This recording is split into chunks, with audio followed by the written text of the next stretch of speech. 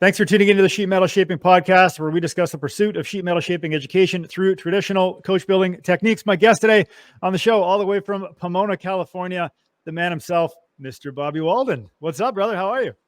Doing great, doing great. Yeah, Pomona, California, by way of a small town from Texas. So the cowboy hat to suit. I love it. I love it. Fresh T-shirt, you said? You're looking good today. Yep, all cleaned up. Got cleaned up for everybody. You know, took a bath, took a shower. You know. That's funny. I saw one of the videos you did. I think it was for Baileigh. You're like in between shots, and you're like, I look a little different today. You know, I had a bath, I cut my hair, and here we are. Yep, got a haircut. Yeah. That was one of those series with Piero. That's right. So yeah. Very good. Well, for today's show, 3 key topics I want to talk about. So number one, origins of Walden Speed Shop. I want to talk about that. How you began, how you got started, how the shop came to be. Number two is California metal shaping. So last time you and I got together, which was down in Texas, we had talked a little bit about California metal shaping and some of the folklore and the hoopla around what they were and some of the guys who used to work there. So I'd love to hear a little bit more about that and why they're so important. And last but not least, over your right shoulder, my left, your right, is your Yoder. God, there's some stories there. You're rebuilding the thing. You cracked a die. Theoretically, a one-owner machine. I'd love to hear more about that. So that's where we're headed for the show today. Tell the folks a little bit about yourself. Well, I'm Bobby Walden. I grew up in Texas, a small town in Texas. Just a small farming, ranching, oil field community. There were no hot rods there, absolutely no hot rods. And my dad built houses. And so there was always projects. He had a shop behind the house. So I'd always break into his garage, and I was using his power tools and building bicycle ramps because I'd get all the scrap lumber, you know, and Evel Knievel was our hero. So I'd build these really nice bitchin' ramps, and we'd jump ramps out in the alley behind the house. So early on, because of my dad, I was always around power equipment, you know. On my 10th birthday, he bought me my own skill saw because he was tired of me running over nails and, dulling up his saw blade. So I had my own skill saw at age 10. So built houses with my dad, but when I was 14, I got my dream job working at Ronnie's Yamaha, putting together motorcycles in the back. I mean, I was 14. It was 1975. That was my first real cool job where always kind of mechanically inclined because when we were a kid you had to rebuild your own bicycles and change your own flats and work on the lawnmowers and stuff like that. So very hands-on, and so that's what started my mechanical career, was working at Ronnie's Yamaha. And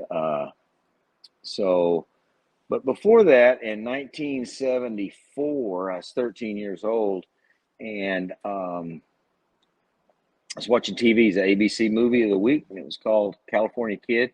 Yeah. And it had that flame 34 Ford coupe, you know. Now, I had never, ever in my life seen a hot rod, ever, at 14. And which is strange for people that grew up in bigger cities. They even had them in Amarillo, but we never saw any over there. And certainly, I couldn't even imagine Southern California. I just thought I'd heard of a place called California, and it was by an ocean.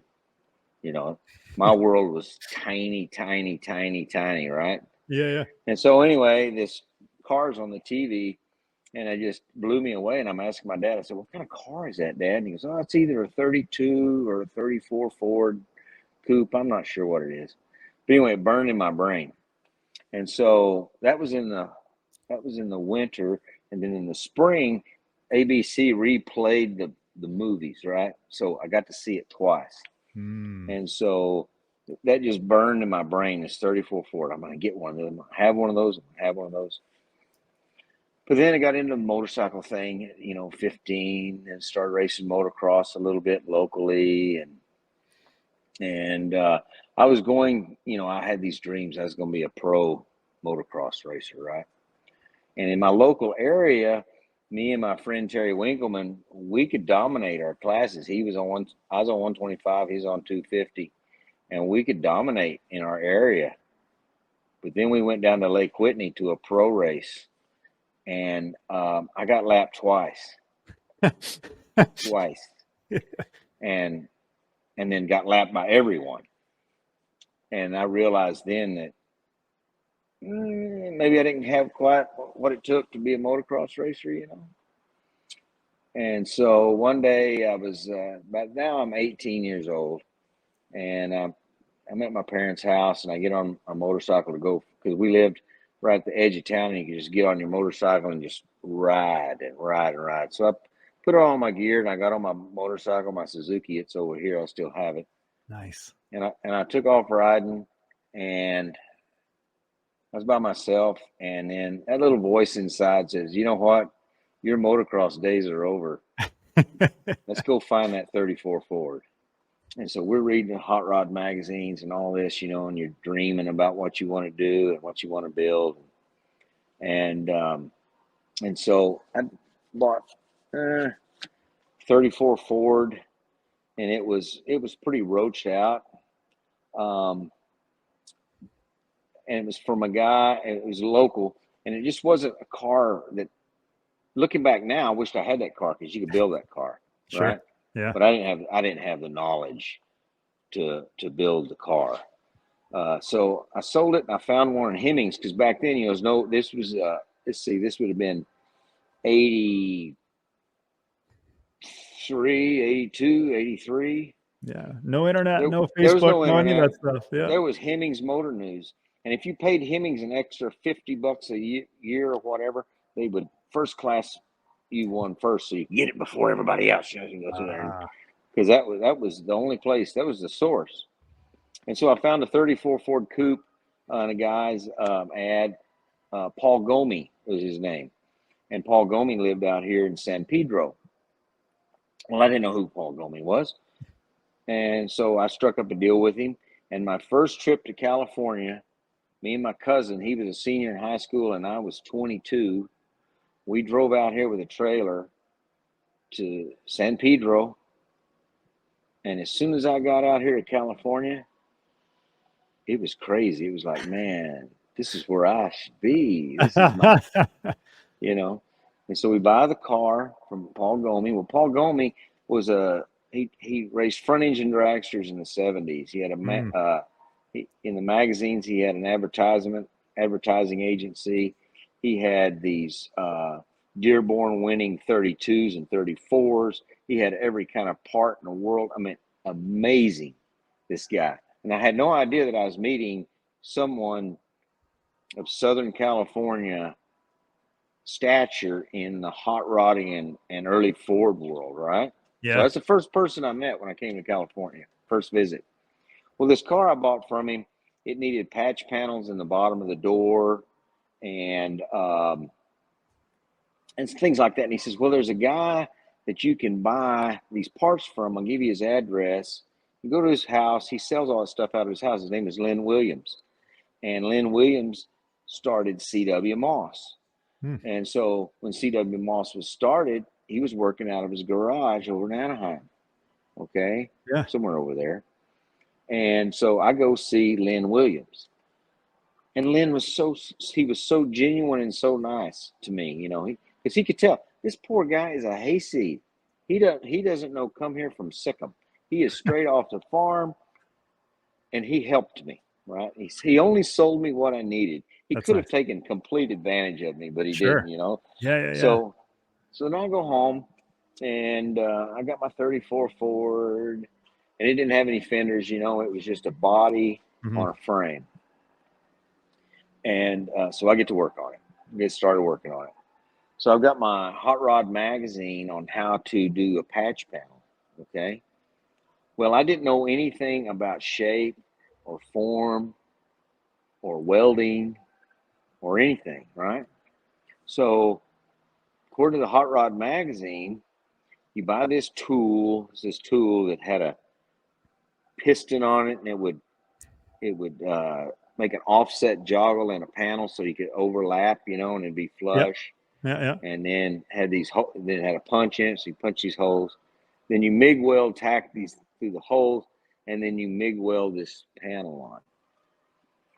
Well, that's where the trouble started. See, I overlapped the panel just like in the magazine, and so I get started, and I was using 035 MIG welder wire, the biggest, heaviest shit that they have. Yeah. Hard as a rock, at 70,000 tensile strength or some shit like that. So I MIG weld this thing on it. And of course, the patch panels didn't have any shape in them. They were flat with just a hem on them. Yeah. Okay. Well, anytime I didn't know this, you weld a flat piece to something that's got shape in it. Mm-hmm. It's just junk. Yeah. But before it was over with, I had the inner door frame cut out of the door. It was cut out. And I was in my driveway with the door flat on the ground, and I'm hammering that door skin and weld into the concrete, using the concrete for a giant dolly, the whole time thinking, this is not the right way to be doing this. This can't be the way to do it. And so anyway, we got it all. And my buddy Joe Tallis, I was telling you about earlier, he's a pretty talented artist and paint and body guy. So we bondoed that thing up, and I'm like, man, I just can't live with it having all this Bondo in it. And so we took it down to the Pate swap meet when Pate swap meet was actually in Pate, Texas, out on the lawn. And I sold it. And to this guy, Paul Smith was his name. Paul Smith was quite a character. He was out of Arizona. Yeah. And he would scour the country looking for 34s and mostly 33s and 34 stuff. He'd mess with a few Deuce stuff, but he was a Model 40 guy. And me and him got to be really good friends. And so I sold it to him, and he had this really cherry 34 3-window that was original paint, and he wanted $9,500 for it. So now this is 1983. This is a lot of damn money. That's right. $9,500. And so I'm like, okay. So I sold the 34 that we bondoed up for $6,000, and I scraped together another 3,500. And Paul, being Paul, when I called him, I said, okay, he lived in Midland, Texas, which was about a 6 hour drive from where I lived. And so I said, okay, I got the money together. I'm going to come buy the car. He goes, well, it's 10.5. And I go, what? He goes, and he's just laughing because he knows I'm going to fucking pay him. He knows I'm going to buy it, right? And I'm like, you son of a bitch. And so anyway, I gave him 10 grand for it, and I bought it. And I was 20.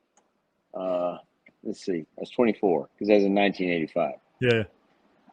In the meantime, here comes the train. Sorry about the train. I don't know It's authentic. I'm not even going to cut it out. I'm going to leave it in. This is raw. Well, this is real. You have to have the train. When I first moved in this building, I was telling the guy, I said, hey, I got this machine that makes a lot of noise. Yeah. I mean, it's really loud. And about that time, a big freight train went by, and he goes, I think it's going to be okay. That's right. So we get about 10 or 12 of these a day. So we'll let that train pass. I wet my whistle with my Tijava iced tea, folks. This is the Metal Shaper's choice of iced tea. The source of hot rodding back in the day was street rodder. And this issue right here, this single issue right here changed my life. That's the one. This is the one. This is 1984. This is the other thing that happens to you when you get old. Glasses. Yeah, this was October 1984. Okay, and in this magazine, let me find the article right quick. I should have had it marked. Is this car on the cover? It's yellow 34. Yeah. You know, look at that thing. It's bad ass. That's cool. I'm not very good at this. Yeah. Yeah, you got it. There it is.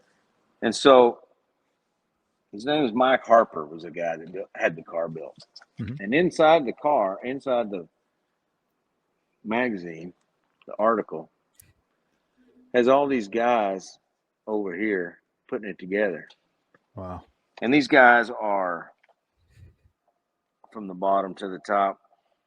There's Jim Jacobs, Jake, hero. We owe modern hot rodding and safe cars and chassis to Jim Jacobs. And he was finally inducted into the Hall of Fame at Grand National Roadster Show about 40 years too late, as far as I'm concerned. But there's just a handful of guys that we owe our industry to, our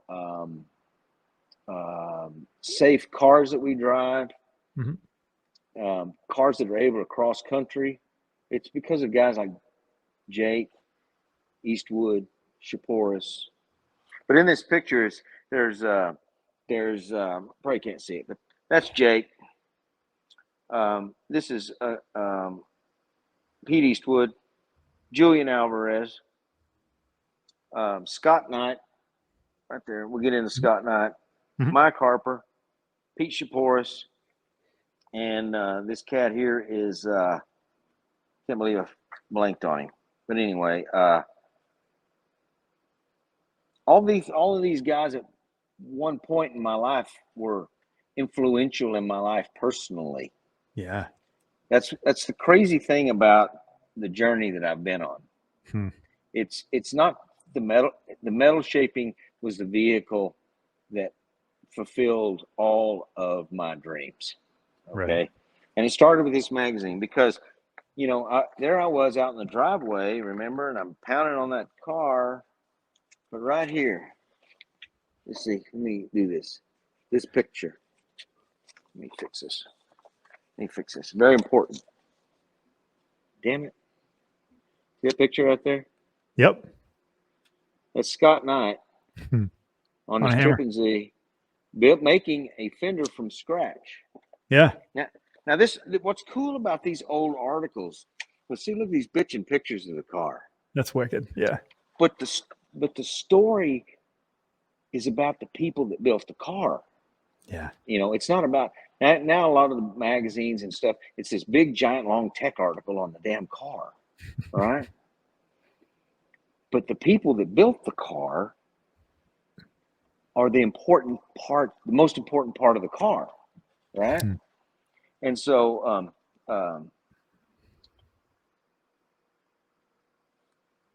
this story tells about everybody, right? Everybody's role in the car. So you get to know the people in the car, in the story about the car. Yeah. And so there's this picture of Scott Knight, and he's making this fender. And I'm thinking, I got to go see this guy. So I took some vacation from Phillips Petroleum. Yep. And I came out to California just to see Scott Knight.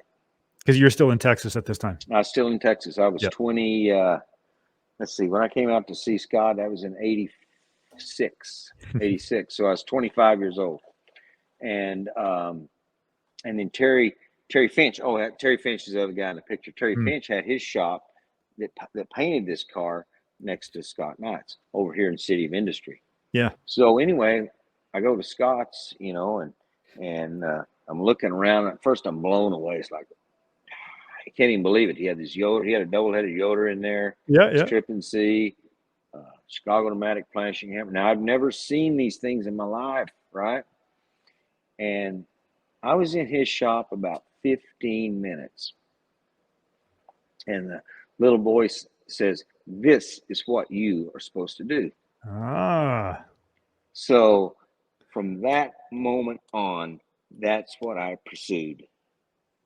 You know, when I got back to Borger, Texas, it was a little, let's see, it was my life. Okay, it was this big, right? Now it was this big. So I start pursuing this. And so I have this, I built a little shop beside my house. It was 24 by 38. And I had a lathe and a mill and a TIG welder and a MIG welder. And so I asked Scott, and he had these Duesenbergs built, these fenders, these long Duesenberg fenders, and these bitchin' welds, real flat welds in it, right? These flat, beautiful welds. And I said, Scott, did you MIG weld those together? And he says to me, he looks at me dead in the eye and he says, son, if you're MIG welding sheet metal, you are lost. I go, dude, I'm more than lost. I'm lost. I'm marooned on a fucking desert island over here, right? Yeah. And he says, I'll tell you what, do you have a TIG welder? And I go, yeah. He goes, what do you use that for? Building chassis. He says, you got it backwards. Use the MIG welder on the chassis and the TIG welder on the sheet metal. And I said, won't it get it too hot? And he goes, no, no, no. So he took 2 pieces of metal, sheared them, showed me how to tack weld them together in series, and then tapped those tack welds and stretch them out a little bit. Then he welded it up, and he hammered and dollied it out. And he says, this is how you weld sheet metal. That little demonstration changed my entire world. That's incredible. I mean, it just changed everything. And so when I do my seminars, the first thing we do is we do welding. And that's what we do, is we start with welding panels together the way Scott showed me how to do it. Because if you can't weld, he told me, he says, if you can't weld something together, you can't make anything. He says, I can show you how to shape all day long, but if you can't weld 2 pieces together, you can't make anything. So welding is the most important part of metal shaping. And it's not MIG welding. I use MIG wire to weld with, 023. But so that was my first taste of metal shaping, which then I went home and I'm putting patch panels in people's cars and I'm TIG welding them in, and then the phone rings and it's Scott Knight and he goes, hey, I'm going to put on a metal shaping seminar. Would you be interested in coming out? Now, Scott Knight is the guy that started metal shaping seminars. He was the very, very, very first one. And I went to his second metal shaping seminar, and he made a roof insert for a 36.5 window and installed it in 2 days. And in those 2 days, I learned more about everything than any other time. There's 2 days. That day, and then he did other metal shaping stuff, in the seminar. And then and you're saying he did this real time for the seminar? Real time. There were the whole bit. There were like 20 of us there. Yeah. Yeah. And the dude was Scott Knight was a machine. This dude could pump out more work, unbelievable, by himself, And so we did that roof insert. I went back. That just elevated it even more. Now at that show, I met a guy that became one of my very best friends. His name is George Chisholm, and he was from Cheyenne, Wyoming. And him and a guy from Dallas named Brad Durst. And Brad Durst was originally from Sheridan, Wyoming. Well, the 3 of us teamed up and we started scouring the United States for sheet metal equipment. They used to have these real thick books for, it's like a Hemmings Motor News, but it was for equipment. Yeah. And so we're buying everything we can find. We'd even get on a lead and I'd drive 1,200 miles to go look at a hammer that would turn out to be a little giant. It's like, this is a piece of shit. But you might find something. So we're gathering up kick shrinkers and Marchant kick shrinkers. I bought an LK Yoder hammer for $2,500. And then, so that's how we acquired our equipment. And it was a very slow process, and nobody was making anything new. There was no baileigh. There wasn't even a Harbor Freight at that point, right? Right. So there was and anything that was out there was just shit, And Would it have been all new old stock left around from the war type of thing, or? There was some stuff like Yeah. that. I bought 4 Merchant the 6-inch kick shrinkers. Yeah. I bought 4 of those surplus out of Tulsa for $1,200 a piece, and they were perfect. Had the dies and everything. Yeah, sure. But see, we'd gather that stuff up, and then we'd start trading. Hmm. You know, sell it, trade, whatever. And so then I went to the second Scott Knight seminar. He called me and said, we're going to do another one. So I went back out. Me and George went back out, and they were talking about this Yoder hammer that was in Oklahoma City for sale for $25,000. Now, this is 1990. No, this is 1988. Right, now, 25 grand is a shit ton of money. Oh, yeah. But it was in Oklahoma City, which was only 3.5 hours, 4 hours from where I lived. So as soon as I got home, I'm calling this guy. Yep, come look at it. So it was this machine here. So I go to look at it, and it was a double. It had an LK on one end and a K90 on the other. Yeah. And so by that time, I had acquired a pettingell set of pettingell arms, 2 M's, and had made a pedestal for it.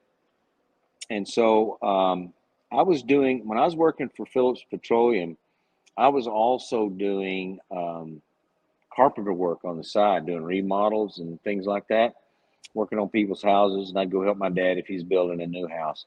So with shift work, I was able to You had some wiggle do room. all this. Yeah. And I was in my 20s, man. I think back about all the amount of work that I did, and it's like, if I could just do a little bit of that, I'd be great. But, you know, we didn't sleep. We just balls to the wall, having fun. You're motivated, right? You wanted it. Motivated, you know. How bad do you want it? You're in your 20s, you know, and so I'm restoring my building that my shop came in, my first shop in Borger. I bought this old building. But anyway, I was working for this man named Babe Spradling, and he was an oil man there in Borger, Texas, and he was quite wealthy and very eccentric. Him and his wife are very, very, very eccentric. But I had the keys to all their property because I worked on all of their stuff. And all their shit was high end, and they were picky, and I enjoyed working for them. They were great, right? Yeah. And so I talked to Babe about this power hammer. See if he would co-sign a note for me for 25 grand. Yeah. Man, he's like, okay, but you only got 6 months, and you got to take care of it. Mm-hmm. So I go to Oklahoma City and write this guy a check, and he takes it, and we load that double-headed Yoder up on my buddy's trailer and come back home. Then I took the LK arms off and built a pedestal, and sold that to a guy named. It wound up with Bryce Woolbrink was his name. He's from Colorado. And then that first LK I found is in Josh Bullock's shop. Yep. So all the hammers I've had, except for my pettingell, I don't know where it went. So it got split up. But anyway, so that's how I wound up at this Yoder. I heard about it at Scott Knight's shop. And I'm probably rambling way too much here. You know what? I think it's interesting, the fact that, like, when you go back, you know, here we are 30, 40 years later, when you go back to the very beginning and you say, okay, these are the origins of how you acquired your tools. Just finding the tools, for God's sakes, is time and effort. Never mind building the thing with it. You got to find the thing to make the thing. And like today, you go online and you're able to acquire one. If you spent a good amount of time online, you could find it. But back in those days, it was not quite as simple. Yeah, it was, you know, it was challenging, but it was fun because we went all over the country. We met all kinds of people. Saw shit that I never would have seen if I'd have stayed home. Right. You know, and that goes back to that wanting something more than just working for Phillips for 40 years. Yes. It opened the doors, and that's when I started meeting all these really cool people. Yeah. And then I met Faye Butler at one of Scott Knight's seminars. In fact, the last seminar I went to. Yep. And that was interesting because, you know, Even Faye back then, he was still learning, Sure. you know, and so Scott and I changed it for everyone. Right. And the second one I was in, Faye Butler was there. The first one I was in, Ron Covell was there. That's when I met Ron. Yeah. Um, Ron was on the show. Great guy. I worked for Ron for 3 months one summer. That's another great story. It was awesome. Very cool. Very cool. So, was Scott ever out on his own, or was he always California Metal Shaping? no, this was on his own. He had his own shop. It was called Scott's Hammers Works, and it was in it was on San Jose Avenue in City of Industry. Right. And I'm not sure, but his son was running it for up until, I don't know if he's still doing it or not. Dave, his son. Oh yeah. Because Scott got into production work. He wouldn't even work on a hot rod after a while. I mean, he wouldn't even work on them. He's like, those guys are squirrels, you know. They want all this work done. They don't want to pay for it. He says, I'll build these Duesenberg bodies and get paid. Right. You know, Scott was all about getting paid. Well, that's actually a really interesting topic. When you're looking at a car, I mean, when you're building these panels, like the economics will always prevail, such that, you know, to your point, you could build a Duesenberg, or you could build something else that might not be worth as much. When you were learning from him, like, how did he see this? What was his perspective? What's your perspective now? On metal shaping? Yeah. Well, I don't like working on cars because I don't like cutting out rust. I've cut out tons of rust over it. I'd rather just make roof inserts and door skins. Yeah. Rust repair and things like that is it's hard, it's tedious, and it's really hard to charge for what you got into it, right? And you know, and that's a danger that a lot of the shops are getting into. I've got an opinion on that. You know, I don't know how many people want to hear it. But, there's a moment of truth. You know, on Instagram, there's a lot of talented young guys. You know, and a lot of it is because of the information that is available now versus when I started. And everyone's trying to one-up each other big time. Yeah. But the customer's the one that has to pay for it. And I don't care how much money he has, after a little bit, he's going to start squealing. And then he's going to have this car that's half done that he's got $500,000 or more in. And it's not worth anything because it's not finished. Yeah. And even if it was finished, it'd only be worth $150,000. Yeah. Okay. So someone has to pay for everyone trying to one up each other. And I love seeing the work, but I also know the backside from having a shop. Sure. Okay? Like, what does this cost? How much time? Yeah. Because I had a customer tell me one time his bill was twice as much as what he wanted it to be. He wanted it to be 40. It turned out to be 80. Yeah. And he told me, he set me down. He's a wealthy guy. He could afford it. He said, Bobby, I didn't want it this nice. That's what you wanted. You wanted it this nice. And you're expecting me to pay for what you want. And that's when it went off for me. Listen to the customer.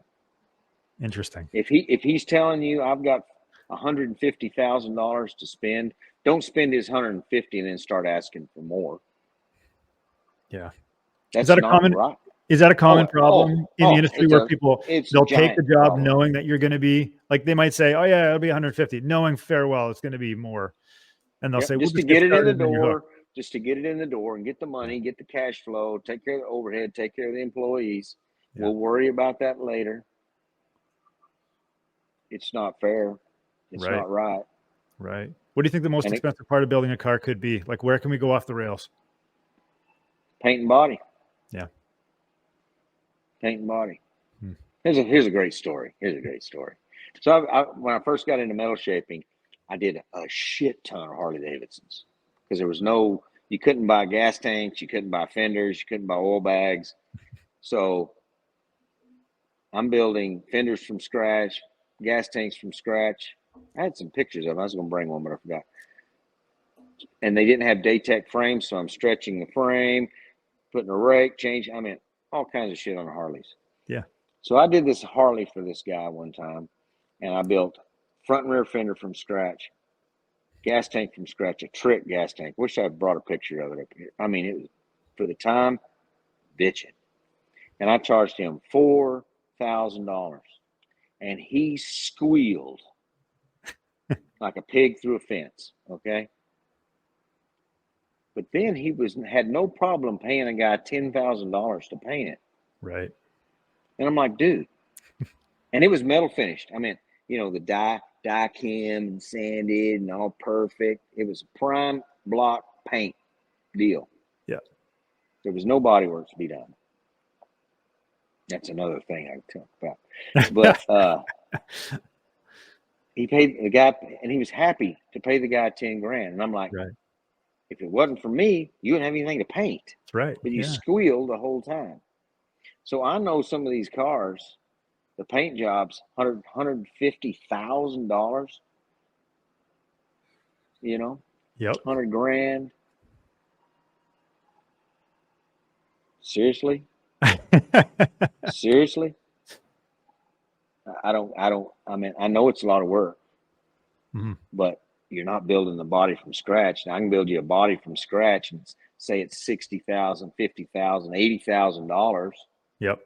and then you can pay somebody $150 to paint it. I did all the work. Well, not me. The metal shaper did all the work. Right. Right? Now, some of that metal shaping out there needs a lot of body work, and it Mhm. looks good on the film and looks good on camera, but you rolling your hand across it, different story. So knowing what you know now about the industry, like if you look at some of the stuff that's out there and you say, okay, this is what I like being you, this is what you can produce. You know the skills, you have the techniques and the wherewithal to understand what's good, what's not good, and maybe somewhere in the middle. If you look out there and you say, okay, generally speaking, the industry is performing at such and such a level, would you say that overall the skills could be improved in the industry and people are just kind of posturing on social media? Or would you say that no, there's a lot of really good talent out there and they're undervalued? Well, see, that's part of it. That's part of it. When you're starting out, you're undervalued, and you naturally, or I always did, undervalued myself. Mm. There's so much talent out there. I get on Instagram and I'm looking at this stuff people are doing, and the way people can weld now, and I mean, it's incredible. That seminar we did at Baileigh and Dallas, once I got back and I met these people and I went on their Instagrams and stuff, Yeah. they should have been teaching the class, not me. I mean, there was some talented people there at that seminar doing some incredibly cool things at a very young age. And so the thing is, it's not to undervalue yourself, but you have to be fair with your customer. And I learned the hard way. I'd had a shop with 5 guys, and I got this overhead, and I got to have X amount of dollars per month. And, we're doing everything we can. And that's when, you start going overboard, it costs more. You really got to be fair, It's like Troy Trepanier and I have been friends for 30 plus years. We built the sniper together. In fact, that wire frame that's behind the power hammer up there, that's the buck for the roof for the sniper. Nice. And that car, to me, if you pulled it out of the Peterson basement where it's dying down there in the basement, and got it all cleaned up and put a new windshield in it. It's got one of them plexi windshields all scratched, put a new windshield in it. And you took it to any show, 30 years later, that car will stand up shoulder to shoulder to anything else that's out there. I mean, that thing is so groundbreaking. And that's a great story too. But anyway, Troy Trepanier is probably one of the most fair shops out there because his level, everybody's seen it, especially that car that Adam's building now, that 36 Roadster. Man, the bar is so high. Yeah. But his hourly rate is fair. He's not $150 an hour. He's not $175 an hour. Yep. You know, and that goes back to another thing that I think that people need to understand that getting into this industry, this business. I started by myself. My parents weren't into it. My dad wasn't into cars, you know, and I'm kind of the black sheep of the family, I guess, you know. But when I was working with Troy on the Sniper, I noticed very quickly that he had a team. He had this team. First was his dad, Jack. Jack was this dude that anybody got to know Jack Trepanier knows that his personality was 150. I mean, he was always on 11, you know. I love Jack. We had so much fun, but Jack ran the show. You know, he took care of, he was there every morning to turn on the lights. He made sure we had all of our supplies. And at the time they had an automotive and truck repair shop, and he made sure those guys were doing their work too. I mean, he was the man. He was in charge. There was no doubt. Jack was in charge. And then Troy's mom, she is this amazing businesswoman and bookkeeper. And she could turn a dime into $10. Man, Judy's amazing. Okay. Well, and then Troy had a facility to work in. He had a little corner in his dad's shop.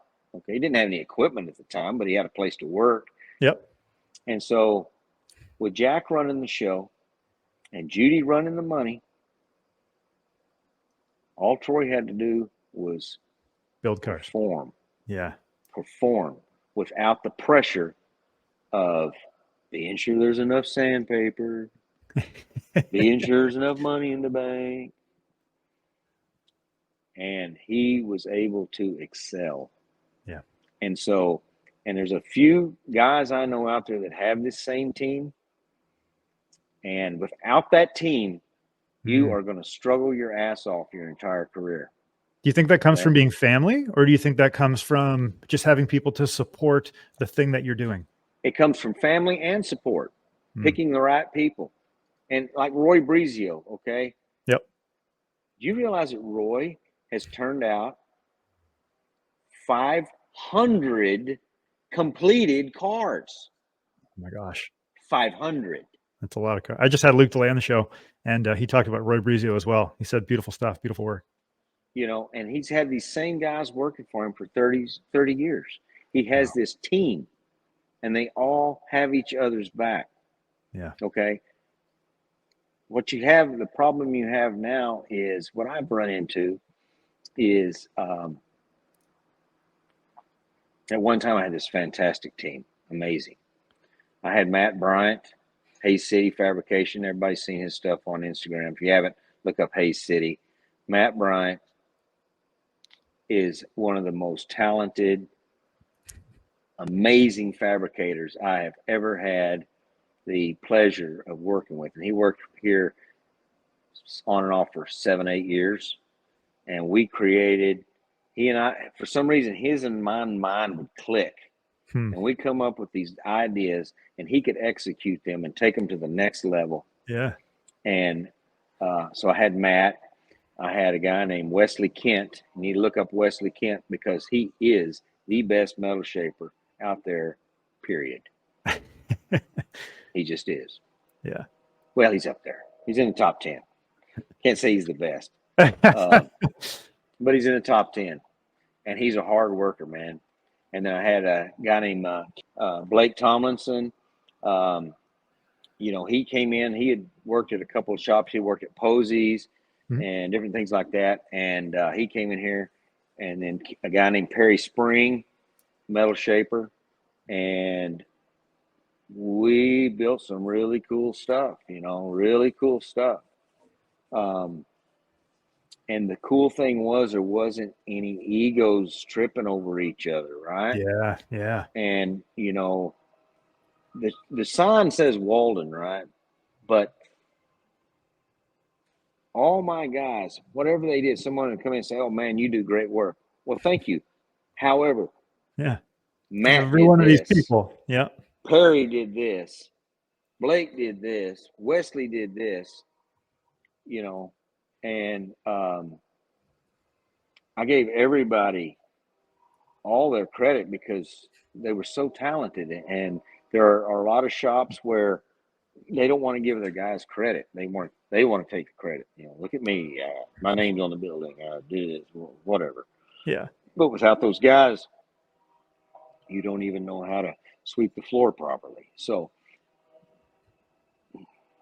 you got to give everyone their credit, you know, and that's important. Have a team.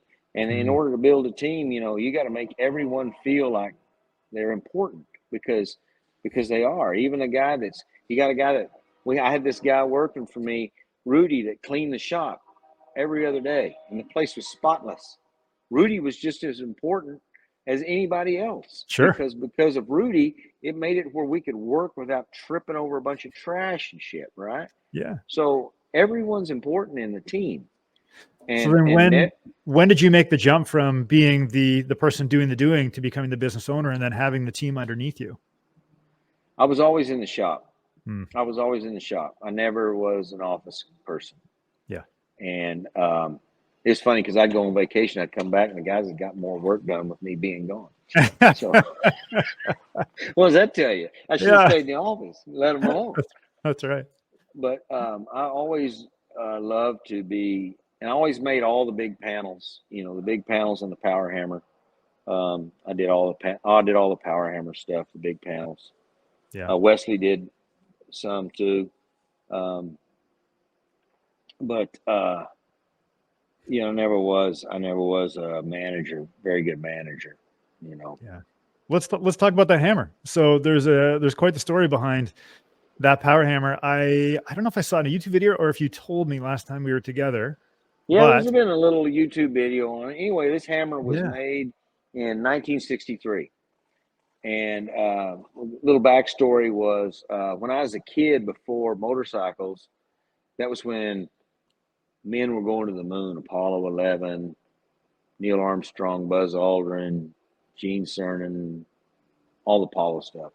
Right. And I dreamed about being an astronaut, you know, like me and so many other kids of that era, being an astronaut. So I've got this trunk full of this stuff. I'd write to Johnson Space Center. Hi, my name is Bobby Walden. I want to be an astronaut someday. Can you send me some photographs? And they'd send me these beautiful glossy 8x10s from space and the moon and Gemini and Apollo. And I kept all that shit, right? That's funny. And so the Johnson Space Center originally was called the Manned Space Center. Okay. So I get this power hammer, and then, I don't know, 10 years ago, I call Yoder, and I had the serial number, and this really cool guy told me, he says, yeah, it was built in 1963. It was sold to the Manned Space Center in Houston. So it went to the Manned Space Center, Johnson Space Center first, never was used. Then it was sent to Tinker Air Force Base in Oklahoma City. It was never used. And then it was sold in the surplus store to a guy who put it in his garage and was going to learn to do metal shaping. However, he didn't have three-phase in his house. So there it sat for another 15 years in Cosmoline. And when I bought it from his son, it was still in Cosmoline and it had never been ran. Wow. So it was new old stock hammer. And I'm the only person that's ran it since 1988. Oh my goodness. What did you pay for that hammer? It was 25,000 That was the one. in 1988. Yep. And that was giant money. But I built a pedestal, put the LK arms on that pedestal, and I was able to sell that hammer. Yeah. I think I sold it to my friend Dennis Scott for like 15,000. Yeah. Well, he gave me some cash in a Harley, and I sold the Harley, and that gave me about 15. So I was able to pay off the note that Babe Spradling had co-signed for me. So, yeah. And you had a story posted. You had a story posted on Instagram a little while back, and you actually split one of the dies in half. What happened there? Yeah, it's right here. This was the die that I used to make all my roof inserts and door skins for 33 years. Mm-hmm. And we figured it up, and this thing went through 3.8 million hits. Roughly figuring by RPM and number of panels and blah, blah, blah. Yeah. So it split, it fractured at the, let me get here. Where's the, right here, right there in that corner. Yeah, right in the dovetail. Yeah. And that's where it broke. You can see, hell, I can't. Where's the can't even find the, anyway. There you go. Yep, there it is. But you can see where it's dark right here. Yeah. That had a lot of oil. It had been cracked for a long time. Huh. And then it finally split. And it was like this wave of sadness came over me. Like, oh my God. Now what am I going to do? I thought I was out of business. You know. Did it let go like a big bang, or did it just kind of fall off? So what happened was when the dies are held in with these wedges, right? Yeah. And here's a wedge. So here's a wedge, drives in, holds the die. Well, if this wedge comes loose a little bit, the die will start clicking. You know, it's moving around, so it starts clicking. So it was making that clicking sound, and I thought that the die had the wedge had come loose. So I pulled my panel away, and then it was just sitting there split in half. So it wasn't anything dramatic. There it is. Wow. So when you replaced that die, did you build your own, or did you order one? Like, what do you like to do? I had some blanks. That were already heat treated. Yeah. And I just ground it down, put a 4-jaw in my lathe, and just started facing it and grinding it and running it in the machine and back and forth until I got a close pattern. And the thing is, though, the die has to run in for a little bit, and then you tune it up as it goes. And when you say run in, what is that for anybody not experienced on a power hammer? What does run in mean? Well, like you make a couple of panels with it, you know, and it might not even be a panel that you can save. You know, say it's not contacting just right, and you get little ringlets all in it on your surface. Yeah. But you got to run it in, and then you can see your high spots. I put some of this blue dye on it, and it'll let me see where it's at, and I can sand that area off. So you just got to run it in and just play with it till it gets to where everything fits, you know. Yeah. And you were rebuilding that hammer too. Some components were worn out or something, right? This hammer, after 33 years, the main dovetail that's up and down, the left side dovetail had a big groove war in it. So the hammer was just flopping around all over the place. Yeah. So what my buddy did was we took the dovetail off the hammer. We machined that old dovetail half off, and we made a new dovetail that is pin and bolts to it, and it brought it all back to the stock configuration. Now, see, Clay Cook and I were very, very good friends. Yeah. And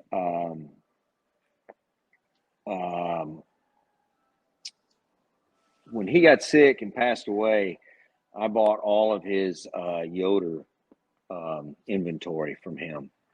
And in that inventory was the patterns to make new cast iron arms, Yoder arms. Oh, wow. And so I have 2 arms cast right now. They're over here on the table, and they're all machined, and I'm assembling them. I'm building 2 hammers, one to sell, and then I'm going to put another set of arms on the back of this.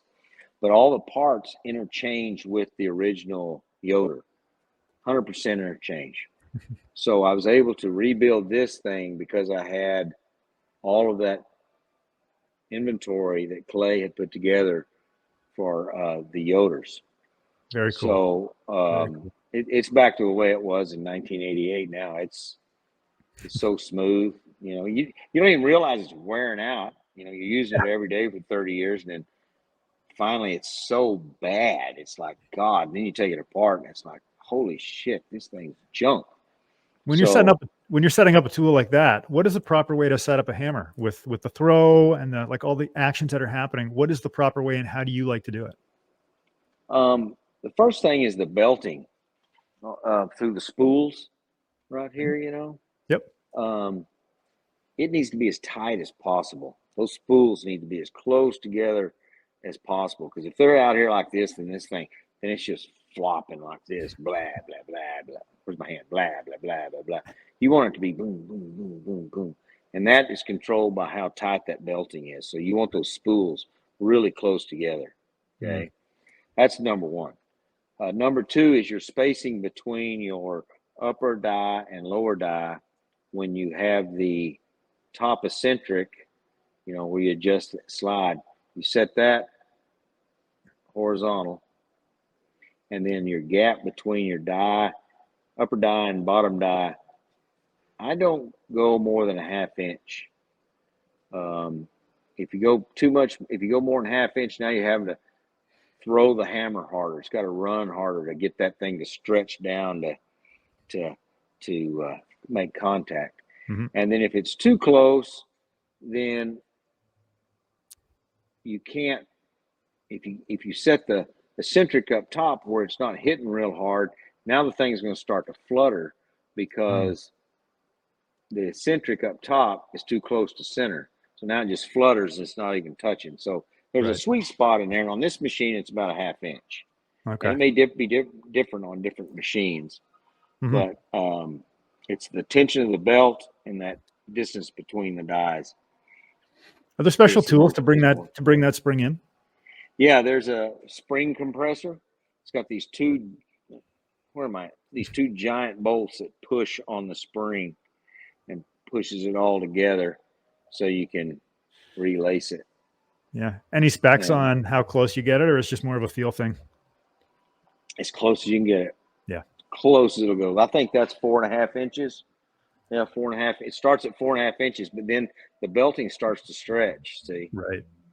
And over time, it'll stretch more, and then the thing starts getting loose. Then you got to relace it. But I only have to relace it every 5 or 6 years. It's not like.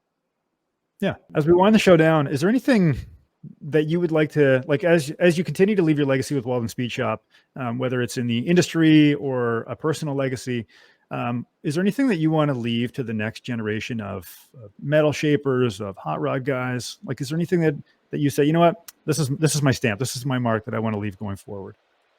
Those guys that are in that magazine I was showing you there, Jim Jacobs, Pete Eastwood, Pete Shaporis, Scott Knight, they all became extremely close friends of mine. Pete Shaporis is the reason I'm in SoCal. I raced Bonneville, you know, back in the 90s with a guy named Ron Main. We had Flat Fire. Ah, cool. Here I am. Look how sexy. Mustache. Man, look at that guy. Anyway, raced at Bonneville in the late 90s. Our car was the first flathead powered car to go 300 miles an hour. Hold the record for 22 years. And Pete Shaporis called me to, he says, this is in 03. He said, we're going to build some cars with General Motors to race at Bonneville, and I'm going to need somebody that's got Bonneville experience and a fabricator. You want to come out for 6 months? I was there, dude. It's like a dog when you open the gate and he takes off running. That was me. And that one season turned into 3 seasons. And by then I was entrenched in Southern California hot rod. That was no way. Yeah. And then when I opened my shop here, I got to be really close with Jim Jacobs, and Jim Jacobs actually worked at Walden Speed Shop for 2 years. And it was when Jim Jacobs came to work here, you could feel it in the air that when him being here, legitimized Walden Speed Shop. Really? His presence changed everything. Hmm. And I got to work with Jim and hear all the stories of how he came up with the 4-bar and all the suspension that Pete and Jake was selling in the early 70s. And all they were was some young guys trying to build safe cars to drive themselves. It was for themselves. It wasn't to sell. It was for themselves. And then they had a hot rod shop. They started working on cars. Pete Eastwood is the guy that put the very first Vegas steering on a hot rod. It was a 32 sedan. Oh, wow. And an industry has been spawned because of the Vegas steering box. You can buy brand new boxes now, and that's what everybody uses. Yeah. And Pete Eastwood was working at Blair Speed Shop during the Vega days, back when they were doing V8 Vegas, and there's all these Vega boxes laying around, and he thought, that'll fit. Made a bracket. So, there's Pete and Jake and Eastwood, Eric Vaughn. They have this legacy of we have cars that are drivable, enjoyable, fun. I had the reliability run this past Sunday.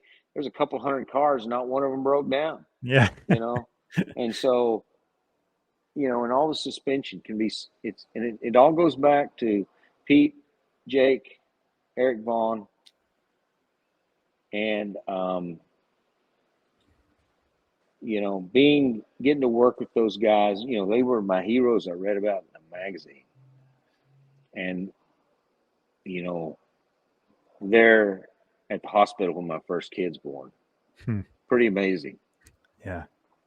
So what I've been able to do is, for 33 years, I've been building roof inserts and door skins. And I just sent one to Germany last week. Wow. I've sent roof inserts to Germany, France, England, Italy, Spain, Argentina, Brazil, Mexico, Canada, all 50 states, Guam, Indonesia, Japan. And I like to think that my metal shaping, my panels have helped people with their dream, their car, Yep. And so that's really the only legacy. And it's funny because my career started with a shitty door skin in the driveway, and I've made thousands of them since. Yeah. Yeah. So I would say that that's it, and I like teaching people metal shaping. I like to show just the basics, just to get people started in the right direction. Yeah. I don't want to I'm not the guy that will teach you to shrink on the power hammer or shape on the power hammer. Those are incremental steps. You got to start with being able to weld sheet metal together, do basic shaping by hand.